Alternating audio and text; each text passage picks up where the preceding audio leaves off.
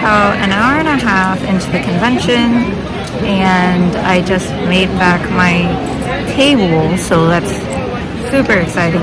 It's kind of loud, so if it's not easy to hear, I understand. So these notepads are almost sold out, so I'm running really low on them now.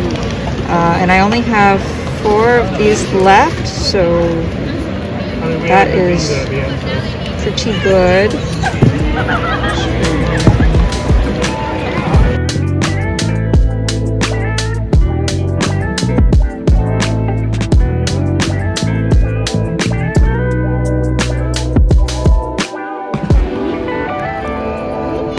It's raining.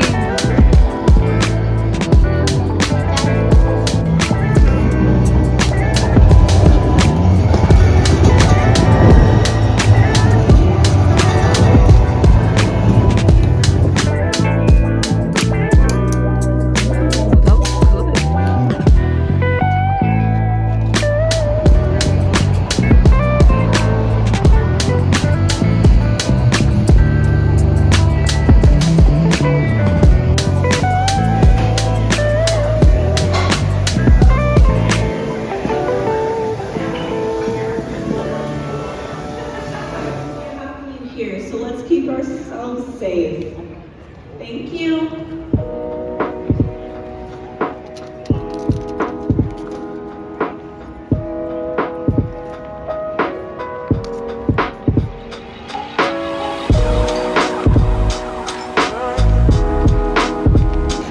Cat tote bags are all sold out. Woo. Just sold the last journal, so these are all gone now.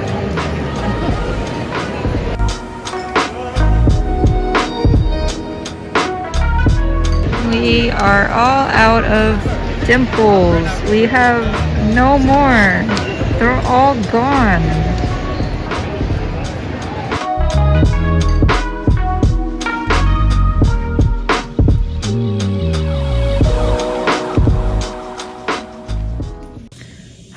Just wrapped up day 2 of kumoricon. It was really good. Second day, it's Saturday, so obviously this is the most crowded day, the most number of attendees, and it went really well. I made a little over $1,400 today alone, which is really good. So far the total profit this weekend is shaping up to be pretty nice. Tomorrow's the last day. It's a half day. It's only 4 hours, but we should be wrapping that up pretty quickly tomorrow, and then I'll be back relaxing for the rest of the day. And then we have a flight we need to catch to back home. We have to leave pretty early for that because it's at 5:40 a.m. Monday morning. So we have to, I have to start planning for that and seeing when we should leave to go to the airport so we can get on our flight, but hopefully the flight back to Houston goes smoothly. But yeah, so far kumoricon has been really great. Honestly, getting the badge at the start was a whole process. The line was awful, but we're in and things are running smoothly, so far for me at least, and everyone's been really nice to me.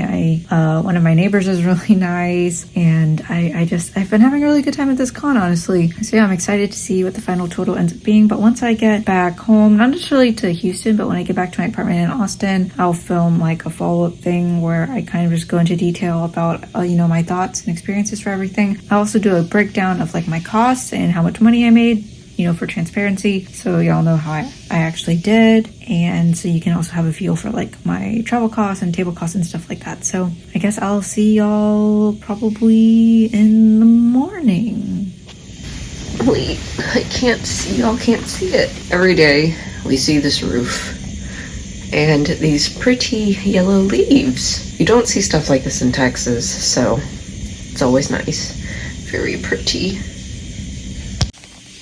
Oh yeah, it looks bad. Happy last day of kumoricon.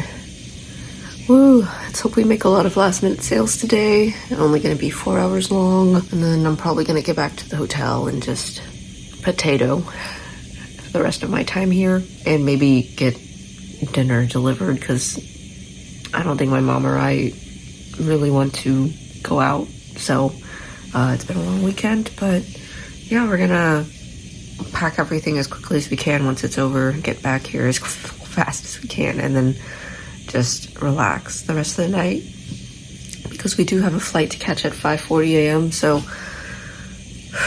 we have to sleep pretty early, and then hopefully we get up and leave in time to get to the airport.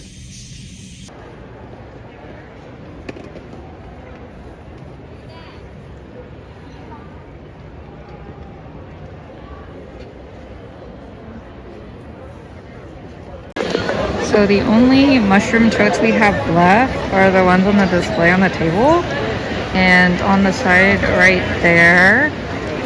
And then I only have a few more of these left in the back, but these haven't been too popular at this convention compared to the last show I did. And I've sold a lot of magnets actually, so that's pretty cool.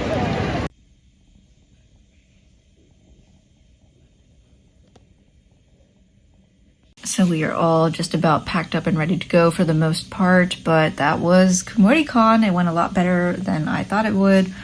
Sales, I feel like there were definitely periods of time where it slowed down a bit. I feel like it could have been a little more consistent.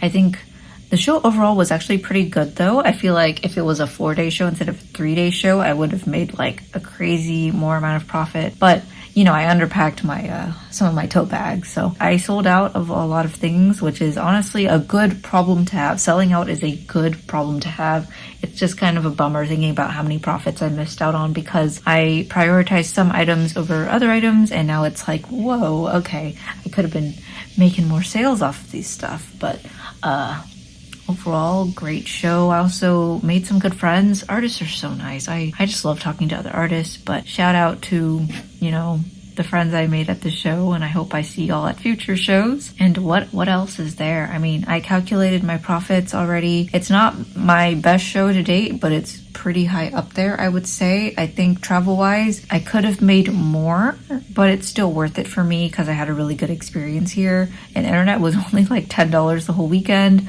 So it's like, you know what?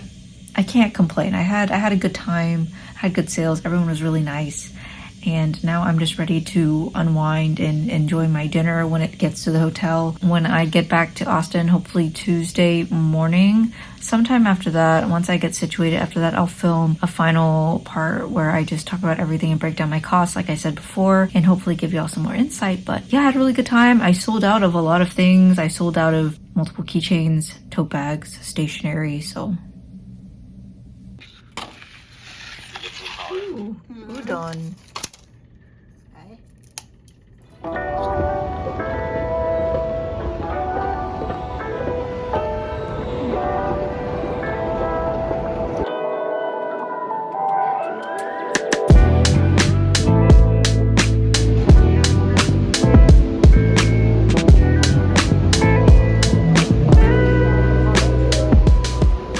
Hello, welcome to my bedroom at my parents' house. I've been back from kumoricon for about like a week now, I would say. It's time to, you know, give some final closing thoughts and also some statistics, and hopefully I can give you all a solid rundown of my experience there. So kumoricon, where do we start?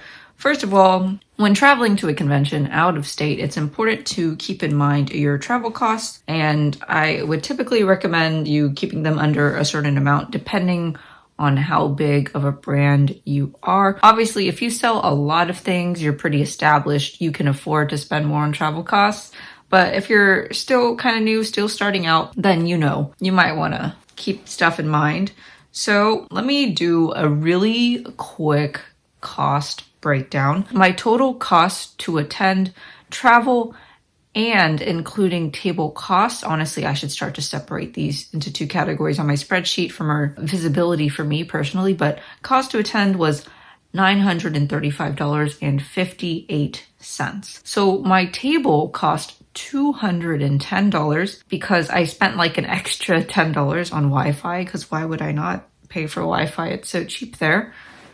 But $935.58 minus $210 means that my travel costs, meaning flight and hotel, were $725.58. the cost of the hotel, since I was staying with my mom paid for half, so I only have to pay for half of the hotel. A lot of artists tend to split their rooms with other artists. They room together so they can lower the cost of hotel. But for me personally, if I can afford to stay on my own, I do, because I need to be alone after a show or else I won't be able to fall asleep, because I have a hard time falling asleep in hotels in general. I don't sleep very well. So if I were to stay with a bunch of other people, I definitely would just not sleep, which is not optimal. But since it's my mom, I'm a little more comfortable. So I split it in half. Total cost of $725.58 to travel there. I think this is a pretty good number to aim for when you're traveling to another state and, you have to travel in general. I think around 700 to 800 is a good ballpark. If you can get even lower than that, that's perfect. I think 700 and lower would be ideal, but up to like 800, it's still okay. And if you make enough profit every convention to afford being able to spend up to like $1,000, then go nuts. But getting a little cheaper costs is good for me. And also it makes me feel less guilty when I splurge on food, because I like to eat out and really treat myself when I travel, because I don't really get to travel. Before tabling at these conventions, I never traveled. So now that I'm traveling, I'm taking my time to actually enjoy my time at these places, treating myself to more than just like instant ramen. So now that I've broken down my costs, my gross profit that I made at the convention was $2,962. And when you subtract the cost to attend, my net profit revenue, whatever, is $2,026.42. So it's not like the best show ever, but it's not bad either. It's like somewhat in between. It's like, it was fine. It was fine. I wouldn't mind doing it again. I wouldn't be like totally itching to go every year. Like, yes, this is my best show. I have to go. I make so much money here. But it's like, yeah, it was nice. I would do it again. It's a smaller, more local convention, which is nice. And I would say that overall, my experience there was nice. Wi-Fi was cheap. One, there's Wi-Fi and it's cheap. I love that. I don't have to worry about, whether I have internet to process card sales or not. Two, all the artists there were so nice. Shout out if anyone, who I met at the convention finds out I have a YouTube channel and watches this. Hi, it was really nice meeting y'all. I hope we can hang out again in the future soon. Or, I don't know, maybe not soon, but in the future. I had a really good time. Everyone there was really, really sweet. The food I had there was pretty good, actually. I had a really yummy brunch when I was there. Next time if I go, hopefully I have more money, or I make more money, or I save up more money so I can actually afford to stay longer, because there were a lot of places in Portland that I really wanted to visit, and I ran out of time and energy. I just couldn't do it, but it's a really nice city. I would love to go back. The actual process of getting there, it was nice because the airport isn't too far from the convention center and the hotels and everything, but I went straight to the convention center. There's a train that goes right there, but you can also take a taxi, and we just took a taxi because we had a lot of suitcases to lug around. So we went straight to the convention center, and it was a bit confusing, I would say, the registration process, because there were separate lines for everything. So there's a line for, health checks to check your vaccination status or your negative COVID test results and stuff so you can get your wristband. And I feel like that could have been a lot more well organized, a lot faster. And I don't know, obviously the staff at conventions are volunteer. They're doing this for free for the most part, so I sympathize with them, but it was a bit of a mess. They did have some technical issues going on for the artists, at least. Maybe that was the case for everything, but I waited in line for about 45 minutes to an hour. I waited in line for maybe 45 minutes to an hour to get my badge for Artist Alley, which was kind of sad because the line wasn't even that long when I got there. Like, there weren't that many people in front of me. There was maybe like, I don't know. We were just there for a ridiculously long amount of time, and everyone I talked to had the exact same experience. And apparently the attendees had an even worse experience, especially on day one of the convention. I heard it was basically like a line con, and it was bad. It was very bad. A line con is basically a convention where people spend most of their time waiting in line to get in. I think it must have gotten better as the weekend went on, but there was definitely like a lull the first day because literally everyone was just in line trying to get in. And then once most people started to, filter into the convention and actually get their badges and everything, sales picked up, but sales were definitely slower. I feel like we lost out on sales because of that. But overall, the convention was good. You know, everyone around was really nice, really helpful. Sales were okay. It wasn't too bad. And I would say that in spite of the technical difficulties, things were handled pretty well. Staff was helpful when I did talk to them. And I honestly, it was a good experience. Not my best show ever, but it was really good. And I would definitely go again. It's just next time I would definitely bring more of my tote bags. I feel like I keep running into this issue where I run out of tote bags at conventions when clearly they're like some of my best sellers outside of like my acrylic products. So definitely bringing more tote bags, bringing less prints, which is a good decision because prints, those add up because I get them printed on really nice cardstock, which is a bit heavier.